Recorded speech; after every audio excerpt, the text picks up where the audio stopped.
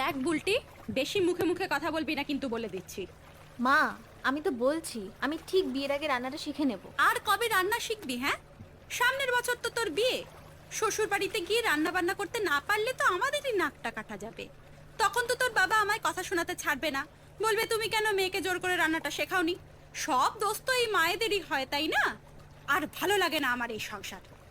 আরে বাবা থামুন তো দেখে। এ থামুন, চুপ করে বসুন। এই সেই লঞ্চে ওটা থেকে চেঁচামেচি করছেন, হ্যাঁ? চুপ করে বসুন। এই শোনেন মশাই, আপনি চুপ করুন তো। আমি তো আপনার সাথে কথা বলছি না। আর এই লঞ্চটা কি আপনার একার নাকি? উফ মা, তুমি শান্ত হও। কেন ওনার সাথে এভাবে কথা বলছো? হ্যাঁ, না না, এ লঞ্চ আমার একার নয়, কিন্তু আপনাদের এই চেঁচামেচিতে বাকি লোকজনেরও তো সমস্যা হচ্ছে দিদি।